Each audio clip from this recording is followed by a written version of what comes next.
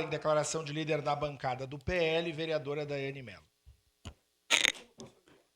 Senhor presidente, senhores vereadores, plenário novamente com maioria absoluta da oposição. O vereador Juliano, ainda do partido do prefeito, ainda dá o único da base. O único que ainda participa das reuniões da base. Eu queria falar sobre uma situação que eu ouvi vindo para a Câmara hoje de manhã e que me preocupou e depois abri a notícia, então. Caxias do Sul, e corrobora com o que o vereador Lucas nos trouxe hoje, que é as mortes em Caxias do Sul por síndrome respiratória. Já são 17 mortes em Caxias do Sul por síndromes respiratórias. Só que o inverno não começou. Não começou absolutamente nada. E isso corrobora ainda mais, vereador Lucas, com a quantidade de pessoas idosas mortas, né? Tem uma tabelinha ali, né, que mostra que a maioria das pessoas são com 60 anos ou mais, que morreram na nossa cidade, né, com síndrome respiratória de 4 de janeiro até hoje, no caso, né? Pode passar, Paula, outra imagem, para nós vermos ali a questão das idades e que nos preocupa demais, que é ali, ó.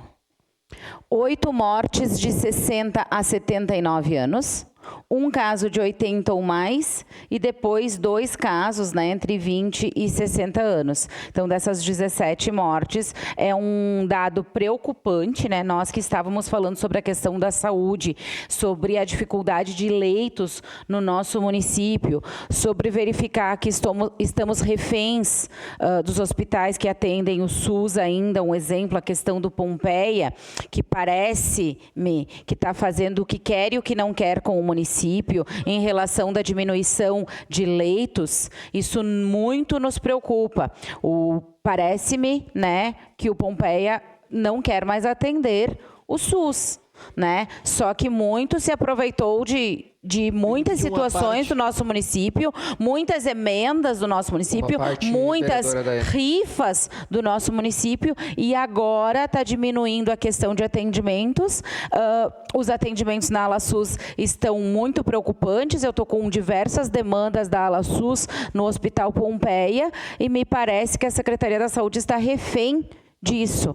E com esse dado que nos traz, o que será dos pacientes que estão aguardando leito na nossa cidade? Já que a parte, né, do Hospital do SUS, a gente ainda atende os 48 municípios. Então, são situações muito preocupantes e que nós, como vereadores, temos que tratar aqui, temos que trazer, porque, infelizmente, a gente não está tendo ação do Poder Executivo. A gente está sentindo uma falta nessa questão de ações, só que a gente é muito demandado ali fora, em todos os bairros que eu vou, em todas as reuniões, todas as pessoas que nos chamam no gabinete, elas têm demandas, muitas da questão da saúde. E por mais que o vereador, né, hoje secretário Rafael Bueno, tenha feito todo um esforço para os mutirões, a gente ainda não viu os mutirões em prática, de todos aqueles anunciados. Agora está iniciando o da saúde mental, mas a gente quer ver na prática eles acontecendo, porque muitas emendas foram direcionadas a esses mutirões, inclusive emenda uma do deputado Maurício Marcon, que eu trouxe para o município,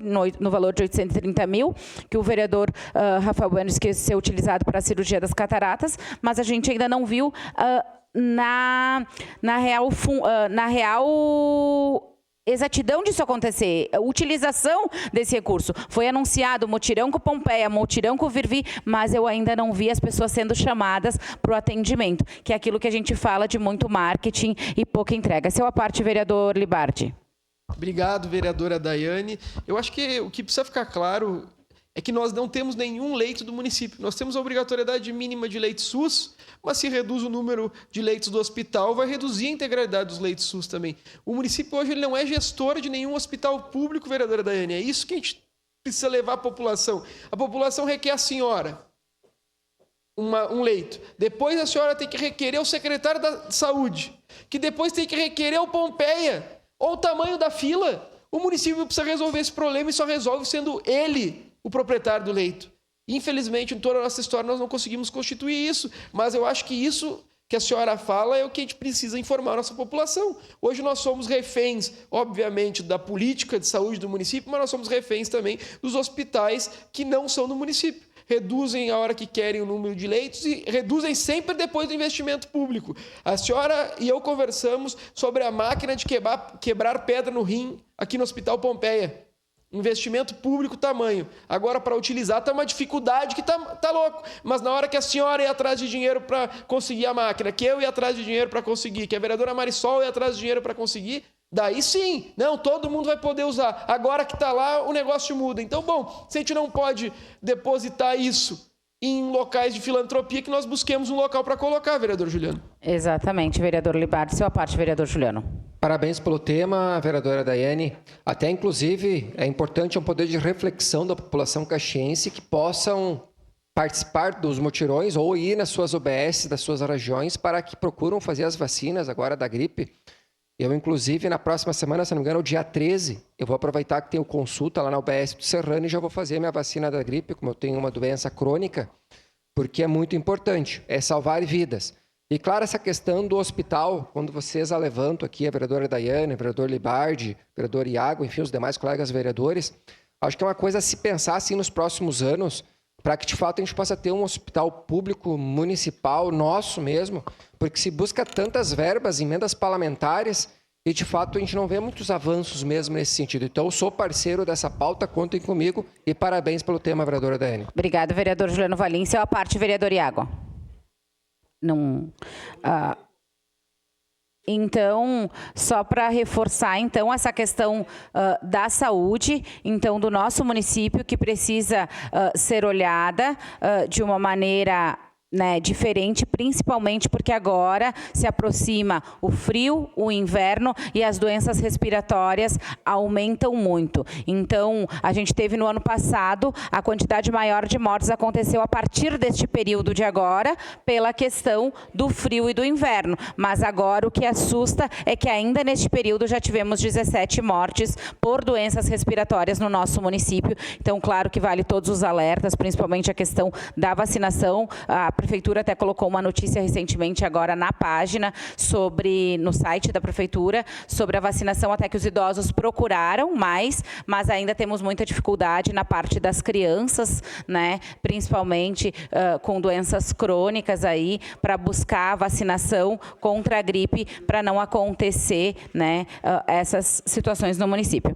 Nos meus minutos finais, eu quero fazer um agradecimento, então, lá a Secretaria de Obras, através do Clodoreu, o Zóio, né, que fez uma série de patrulhamento e cascalhamento na região norte da cidade. Muitas das nossas indicações lá no bairro Quênio, como a Rua da Felicidade, a Rua dos Cristais, a Rua das Bananeiras, né. Então, no último período, ele fez muito desses patrulhamentos e cascalhamentos. Então, agradecer ao Clodoreu e também agradecer ao Lima, da Codeca, e também ao Fernando, que estiveram comigo lá na região Fátima para verificar alguns pontos crônicos da nossa cidade de colocação de lixo irregular e a parte também do Mato Alto, vindo ali da parte da represa, que é uma situação que muito nos preocupa. Eles nos atenderam, foram lá, estão fazendo novos testes para verificar uma coleta diferenciada em diversos acessos ali do bairro, onde são becos que, na verdade, não consegue transitar o caminhão, muitas vezes. Então, eles estão fazendo testes com caminhões menores, em outros horários,